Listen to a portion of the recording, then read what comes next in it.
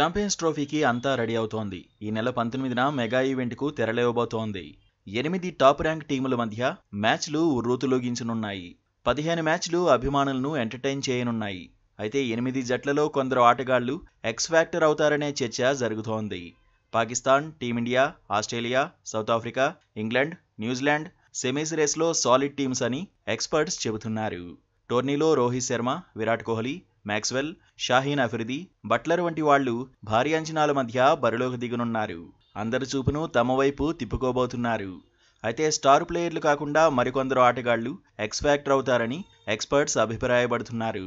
భారీ అంచనాల మధ్య బరిలో దిగుతున్న భారత జట్టుకు శుభ్మన్ గిల్ ఎక్స్ ఫ్యాక్టర్ అని అంటున్నారు. అందుకు తగినట్టే యువ ప్లేయర్ వైస్ కెప్టెన్సీని అందుకున్నాడు. ప్రస్తుతం మంచి ఫామ్లో ఉన్నాడు. ఇంగ్లాండ్తో వన్డే సిరీస్లో తన మార్కు చూపించాడు. నిలకడైన ఆటకు కేరాఫ్గా నిలిచాడు. పేస్, స్పిన్ బౌలింగ్ను సమర్థంగా ఎదుర్కోవడంలో శుభ్మన్కు మంచి రికార్డే ఉంది. ఓపెనర్గా టీమిండియాకు అడ్వాంటేజ్ అవుతాడని ఎక్స్పర్ట్స్ అంచనా వేస్తున్నారు. ఛాంపియన్స్ ట్రోఫీలో న్యూజిలాండ్ను శాంట్నర్ నడిపించబోతున్నాడు. స్పిన్నర్గా, మిడిలార్డర్ బ్యాటర్గా కివీస్కు కీలకం కాబోతున్నాడు. డిపెండబుల్ ప్లేయర్గా అందరి ఫోకస్ను తన వైపు తిప్పుకోబోతున్నాడు. రీ ఎంట్రీలో పాకిస్తాన్ ఓపెనర్ ఫఖర్ జమాన్ కూడా ఆకట్టుకుంటున్నాడు. ఛాంపియన్స్ ట్రోఫీలోనూ పాక్కు కీలకం కాబోతున్నాడు.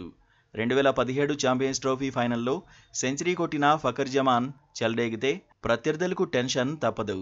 బంగ్లాదేశ్కు మెహదీ హసన్ మిరాజ్ కీలక ఆటగాడు. ఆల్రౌండర్గా ఛాంపియన్స్ ట్రోఫీలో ఎలా రాణిస్తాడనేది ఆసక్తికరంగా మారింది. ఇంగ్లాండ్ కెప్టెన్ బట్లర్ మూడోసారి ఛాంపియన్స్ ట్రోఫీ ఆడబోతున్నాడు. ప్రతిష్టాత్మక టోర్నీలో చెలరేగిపోతాడని ఇంగ్లాండ్ ఆశలు పెట్టుకుంది. ఆస్ట్రేలియా జట్టు ప్యాట్ కమిన్స్ సేవలను కోల్పోయింది. కానీ అదే సమయంలో స్టీవ్ స్మిత్ సూపర్ ఫామ్లో ఉన్నాడు. శ్రీలంక టూర్లో పరుగులు పోటెత్తిస్తున్నాడు. అదే జోరు కొనసాగిస్తే ఛాంపియన్స్ ట్రోఫీలో స్మిత్ స్పెషల్గా నిలవడం ఖాయం. సౌత్ ఆఫ్రికాకు మార్కో జెన్సన్, ఆఫ్ఘనిస్తాన్కు రషీద్ ఖాన్ ఎక్స్ ఫ్యాక్టర్ ప్లేయర్లని ఎక్స్పర్ట్స్ అంచనా వేస్తున్నారు.